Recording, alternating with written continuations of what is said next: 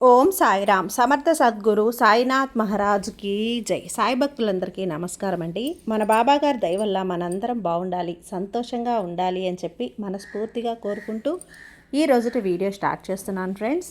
ఇక ఈరోజు వీడియోలో మనం చూడబోయేది ఏంటి అంటే, బిడ్డ చూడగానే నా చేతిని తాకమ్మా, అలా తాకిన నీకు నువ్వు అనుకున్నది అనుకున్నట్లుగా 100% నీ చేతిలో పెడతాను. ఖచ్చితంగా నువ్వు అడిగింది నీకు ఇచ్చి నిన్ను ఆనందపరుస్తాను బిడ్డ అని చెప్పి బాబాగారు అయితే మన కోసం ఒక మంచి సందేశాన్ని అయితే తీసుకొచ్చేసారండి. ఆ సందేశం ఏంటి, ఆ సందేశం రూపంలో బాబాగారు మనతో ఏం చెప్పబోతున్నారో వినే ముందుగా మన ఛానల్ని కనుక కొత్తగా ఎవరైనా చూస్తూ ఉన్నట్లయితే ప్లీజ్ సబ్స్క్రైబ్ చేసుకోండి ఫ్రెండ్స్. వీడియో నచ్చితే కనుక లైక్ చేసి సపోర్ట్ చేయండి. ఇక వీడియోలోకి వెళ్ళబోయే ముందుగా ఒక్కసారి మనకు తెలిసిన గురువుగారండి, షిరిడి సాయిబాబా ఆశీస్సులతో జ్యోతిష్యం చెప్తున్నారు గురూజీ సుబ్రహ్మణ్యం రాజు గారు. నెంబర్ 1 వశీకరణ స్పెషలిస్ట్. వీరి మొబైల్ నెంబర్ 9908224144. ఎలాంటి ప్రాబ్లం ఉన్నా సరే కేవలం ఫోన్ ద్వారా పూజలు చేసి పరిష్కరించేస్తారు. నేరుగా వెళ్లాల్సిన పని లేదు, పర్సనల్గా మీట్ అవ్వాల్సిన అవసరం కూడా లేదు. ఉన్న చోటనే కదలకుండా, మూడో కంటికి తెలియకుండా మీ మొండి సమస్యలను సైతం మీరు పరిష్కరించుకోవచ్చు. ప్రేమ, పెళ్లి, ఉద్యోగం, రాజకీయం, విదేశీ ప్రయాణం, ధనం నిలకడగా లేకపోవటం, భార్యాభర్తల మధ్య గొడవలు, ఆస్తి తగాదాలు, అప్పుల బాధలు, స్త్రీలు పురుషులు ఎటువంటి గుప్త సమస్యలున్నా సరే నెంబర్ 1 వశీకరణ స్పెషలిస్ట్. మీ మీద, మీ ఇంటి మీద చెడు ప్రయోగం జరిగినా, చేసి ఉన్నా కూడా నరదృష్టి, నరగోష్ట, సంతాన సమస్యలు, భార్యాభర్తల మధ్య, లవర్స్ మధ్య అనుమానాలున్నా, అపార్థాలున్నా, థర్డ్ పర్సన్ ఉన్నా సరే, అత్తాకోడళ్ళ మధ్య సఖ్యత లేకపోయినా ప్రతి ఒక్క ప్రాబ్లంకి చక్కటి సొల్యూషన్ ఇస్తున్నారండి. మీ వివరాలన్నీ కూడా సేఫ్ అండ్ సెక్యూర్గా ఉంచుతారు. మీకే కాదు, దేశ విదేశాల్లో ఉన్నవారు ఎలాంటి ప్రాబ్లమ్స్నైనా సరే పరిష్కరించుకుంటున్నారు. ఎంతోమంది విదేశాల్లో ఉన్నటువంటి వారు, దిక్కుతోచని పరిస్థితుల్లో అయోమయ స్థితిలో ఉన్నవారు ఇప్పుడు గురువుగారికి కాల్ చేసి వాళ్ళ ప్రాబ్లమ్స్ని సాల్వ్ చేసుకొని ఈరోజు హ్యాపీగా లైఫ్ లీడ్ చేస్తూ చాలా సంతోషంగా ఉన్నారు. కాబట్టే స్క్రీన్ మీద ఉన్నటువంటి నెంబర్కి ఒకసారి కాల్ చేయండి. మీ ప్రాబ్లంని గురువుగారితో పంచుకోండి. ఖచ్చితంగా గురువుగారు మీ ప్రాబ్లంకి సొల్యూషన్ చూపిస్తారు. ఇక వీడియోలోకి వచ్చేస్తే, బిడ్డ ఈరోజే నువ్వు నన్ను తలుచుకున్నావు కదా, నన్ను తలుచుకొని నన్నే ప్రార్థించి నీ యొక్క మనసులోని కోరిక నాతో చెప్పుకున్నావని నువ్వు మొరపెట్టుకున్నావు తల్లి. నేను ఆలకించాను. నువ్వు కోరింది నీ చేతిలో పెడుతున్నానమ్మా. ఈ బాబా చెయ్యి తాకిన నీకు కోరిన మొత్తం కూడా ధనప్రాప్తి అనేది కలగజేయబోతున్నాను. నువ్వు కోరుకున్నటువంటి కోరికలన్నీ కూడా నా చేతిని తాకిన నీకు అందజేయబోతున్నాను బిడ్డ. నీ చేతిలో పెట్టబోతున్నాను. నీకొక మంచి సందేశాన్ని ఈరోజు చెప్పాలని నీ బాబాని నీ ముందుకు వచ్చాను. ఈ సాయి వాక్కు ఈరోజు తప్పకుండా వినుచూడు. నీకు రాబోయే గురువారం లోపల ఒక అధిక మొత్తంలో నీ చేతులు అందుతాయి తల్లి. అది ఎవరో సొమ్ము కాదు, అది నీ సొమ్మే. నువ్వు కష్టపడి సంపాదించినటువంటి సొమ్ము నీ చేతికి తప్పకుండా అందుతుంది. నువ్వు చేసిన పని వల్ల, నువ్వు చేసుకున్నటువంటి వ్యాపారం అభివృద్ధి వల్ల, నువ్వు చేస్తున్నటువంటి ఉద్యోగం వల్ల నీకు అధిక మొత్తంలో రాబడి వచ్చి నువ్వు ఆనందంగా జీవితాన్ని గడపబోతున్నావు. చూడగానే నీ బాబా చెయ్యి తాకావు కదా, అందుకే అధిక మొత్తంలో నీ చేతిలో ధనాన్ని పెట్టబోతున్నాను. సంతోషంగా నీ జీవితాన్ని నువ్వు గడుపుతావని నాకు తెలుసు. కానీ ఎప్పుడూ కూడా ఇలా మానసికంగా కృంగిపోతూ ఉంటే, నాకు ఎవరూ లేరే అనేటువంటి బాధను నువ్వు వ్యక్తపరుస్తూ ఉంటే ఎలా చెప్పు? నీకు ఎక్కువ ధనలాభం కలగబోతుందమ్మా. అవును, నిజమే. నువ్వు విన్నటువంటి మాటలన్నీ కూడా నిజమే. ఈ సాయి మాటలను ఒక్కసారి తనివి తీరా ఆలకించి చూడు. ఇందులో ఉన్న పరమార్థం, అందులోని అర్థం కూడా నీకు తెలుస్తుంది. గత కొన్ని రోజులుగా నువ్వు బాధపడుతున్న బాధ అంతా కూడా పూర్తిగా తొలగిస్తాను. ఆ బాధ అంతా కూడా ఈ సాయి విన్నాను కాబట్టే, నీ మనసులు తెలుసుకున్నాను కాబట్టే ఈ పలుకులు నీకు అందజేస్తున్నాను. నీ మనసు ప్రశాంతంగా మారబోతుంది. చాలా ఎక్కువ ఆందోళన చెందుతూ ఎక్కువగా బెంగ పెట్టుకుంటూ ఉన్నావు కదా, ఇప్పుడు నేను నీ నుండి ఆ చింతలన్నీ కూడా తొలగించబోతున్నాను బిడ్డ. నన్ను నమ్మిన వారికి ఎప్పుడూ కూడా అన్యాయం జరుగుతూ ఉంటే చూస్తూ ఊరుకుంటానా? ఊరుకోనమ్మా. కొంచెం ఆలస్యమైనా సరే నువ్వు కోరుకున్నటువంటి నీకు తప్పకుండా అందిస్తాను. నీకు కష్టం శాశ్వతం కాదు అనేదాన్ని తెలియజేస్తున్నాను. అది నీకు తెలియపరుస్తున్నాను బిడ్డ. అందుకని నీ జీవితంలో రాబోయే గొప్ప విషయాన్ని సాక్ష్యంగా మారబోతున్నాను. నువ్వు ఇది నమ్మి తీరాలి తల్లి. ఇకపై నీ కుటుంబంలో ఉన్నటువంటి కష్టాలన్నీ తొలగిపోయి నేను ఈరోజు జరిగిన దానికి నువ్వు సంతోషకరమైనటువంటి రోజులు మొదలవబోతున్నాయి బిడ్డ. ఇక నుండి అన్నీ కూడా శుభకరమైనటువంటి రోజులే. ఇప్పటి వరకు నువ్వు కోల్పోయింది ఏది కూడా వెనక్కి తిరిగి రాలేదు. కానీ ఈరోజు నువ్వు కావాలి అనుకుంటున్నది మాత్రం తప్పకుండా నీ చేతికి అందుతుంది. ఇకపై కూడా నీకు ఏదైనా దూరమైందో అవన్నీ కూడా తిరిగి నీకు తప్పకుండా తిరిగి చేరుస్తాను. అది ధనమే అవ్వచ్చు, ఆప్యాయతలే అవ్వచ్చు, ప్రేమలు బంధాలు కూడా కావచ్చు.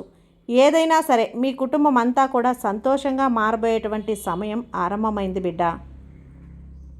నువ్వు చేసే పనిలో నిన్ను గొప్ప ఉన్నత స్థితిలో నువ్వు సాధించే ఆదాయం గొప్పగా ఉండబోతుంది. నిన్ను మంచి స్థాయిలో, అంటే నా బిడ్డను నేను గొప్ప స్థాయిలో ఉంచబోతున్నానమ్మా.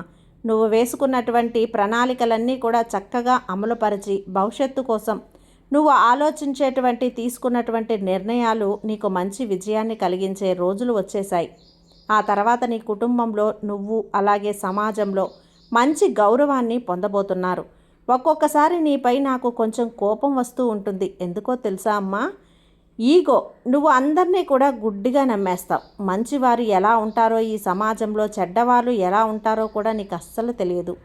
నిత్యం సత్యం కాబట్టే అలాంటి వారిని కాస్త జాగ్రత్తగా ఉండాలి. ఏ కాస్త నిర్లక్ష్యంగా ఉన్నావో నిన్నే అణిచిపెట్టివేయాలని చూస్తూ ఉంటారు. నిన్ను బాగా కింద స్థాయికి వెళ్ళగొట్టాలి అని చెప్పి వాళ్ళు చూస్తూ ఉంటారు. అలాంటి వారితో నువ్వు జాగ్రత్తగా ఉండు. ఎందుకంటే వారు పైకి అన్నట్లు లోపల ఉండరమ్మా. లోపల నీపై కుట్రతో ఉంటారు. నీవు పడినటువంటి ఇబ్బందులు, నీ పరిస్థితి వలన నీకు కొన్ని స్వభావం సమాజంలో సహజంగానే వచ్చేస్తుంది తల్లి. ఇది నువ్వు ఇలా అనుకుంటూ ఉంటావు, అందరూ మంచివాళ్లే, నావారే అని. కానీ నీ ప్రతి కోరిక నీ మనసులోని దాచుకుంటూ నీ మనసును నువ్వు అధీనం చేసుకుంటూ సామర్థ్యం గలవాడిగా నీకు నువ్వు జీవితంలో ఎదగడానికి ఎన్నో రకాల ప్రయత్నాలు చేస్తూ ఉన్నావు. నీవనుకున్నటువంటి స్థాయికి ఎదిగే వరకు నువ్వు కోరుకున్న కోరికలన్నీ అదుపులో ఉంచుకొని జాగ్రత్తగా ఉన్నావు. డబ్బు వచ్చినా పొదుపు ఉన్నావు. నీ కోసం నువ్వు ఏ క్షణం ఎప్పుడు ఏ రోజు ఏది ఆలోచించకుండా ప్రతి ప్రయత్నాన్ని కూడా ప్రతి అవకాశాన్ని ఎంతో బాధ్యతగా నువ్వు ఇష్టంగా చేస్తూ వచ్చావు. అలాగే ఆ ప్రయత్నంలో విజయం కూడా సాధించావు.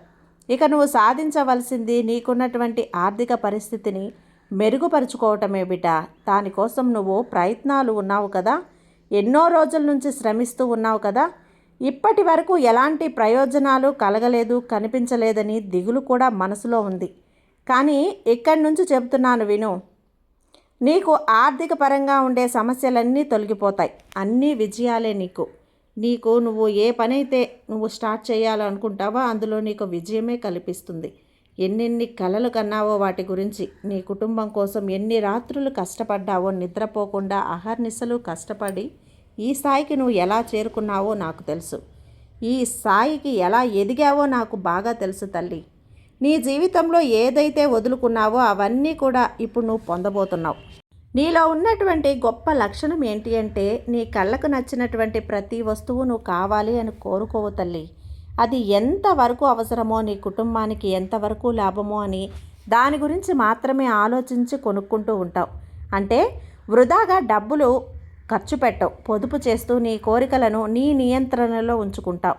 నీ మనసును అదుపులో ఉంచుకుంటూ స్థిమితంగా, నిర్మలంగా నీవు ఉండగలుగుతున్నావు అంటే నిజంగా నీకు చాలా గొప్ప మనసుందమ్మా. నీ మనసుని అభినందనలు కూడా నీ బాబా నీకు తెలియపరుస్తున్నాడు. అంతే, మానవ జన్మ అన్న తర్వాత మనిషికి ఉన్నటువంటి కోరికలంటూ సహజంగా ఉండటం అది సహజమే. అలాగే నీ కోరికలు నెరవేరేటప్పుడు మనసుకు బాధ సహజంగానే వస్తుంది. నెరవేరినప్పుడు ఎంత కాదనుకున్నా బాధ ఉంటుంది కదా. అయ్యో, నేను అనుకున్నటువంటి విషయం జరగలేదే, నా కోరిక తీరలేదే అని ఏదైనా ఇద్దాం, నా కుటుంబానికి ఏదైనా చేద్దాం అనుకున్నప్పుడు వెనక్కిపోయి నేను అనుకున్నది విఫలమైపోతూ ఉంది, నా మనసుకు బాధ కలగటం సహజమే కదా అని నా బిడ్డలు ఎవరైనా సరే, నా భక్తులు సరే, నేను మంచి జీవితాన్ని వాళ్ళకి అందించుకుంటా ఉంటానా చెప్పు? వాళ్ళని మనసు బాధ పెట్టే పని ఏ రోజు చెయ్యను. నేను ఎప్పుడూ కూడా మీ గురించి ఆలోచిస్తూ ఉంటాను. కానీ నువ్వు నీ కుటుంబం గురించి, నీ కుటుంబానికి నేను మంచి జీవితాన్ని అందించగలనా అని నువ్వు ఆలోచిస్తూ ఉంటావు. నీకు నేను తండ్రి లెక్క తల్లి. నీవు నీ కుటుంబానికి ఒక పెద్ద. అయితే ఇద్దరం కూడా మనం ఆలోచించాల్సిన ఆలోచన అనేది ఒకలాగే ఉంటుంది. జన్మజన్మల బంధం. నువ్వేమీ ఇవ్వకపోయినా సరే కుమిలిపోతున్నావని ఈ బాబాకి తెలుసు తల్లి. నీ నుంచి వాటి నుంచి నువ్వు ఏం బాధపడాల్సిన అవసరం లేదమ్మా. నీకు నేను ఆర్థికంగా అన్నీ సమకూరేలా ఈ సాయి అనుగ్రహంతో ఇవ్వబడుతుంది. గొప్ప వరాన్ని నీకు ఇస్తున్నాను, అది కూడా ఈ రోజు నుంచే. ఒక మంచి శుభసూచిక, ఒక సంకేతం నీకు తప్పకుండా తెలియపరుస్తాను. అవసరమైనవి, నీ కుటుంబానికి కావలసినవన్నీ కూడా సంతోషంగా కొనుక్కొని నీ వాళ్లతో సంతోషంగా ఉండేందుకు కాస్త సమయాన్ని కూడా కేటాయించుకో. ఊహించని విధంగా గొప్ప లాభం నిన్ను వరించబోతుంది. కాబట్టి ఇక నుంచి నువ్వు సంతోషంగా నీ కుటుంబంతో జీవించు. అదేవిధంగా మరొక ముఖ్యమైన విషయం ఏంటి అంటే, ఎక్కువగా శ్రమించని అవసరం లేదు తల్లి. మితంగా శ్రమించి వచ్చిన దాంట్లో తృప్తిపడు. నీ కుటుంబం కూడా సంతోషంగా సంతృప్తిగా ఉండమని చెప్పు.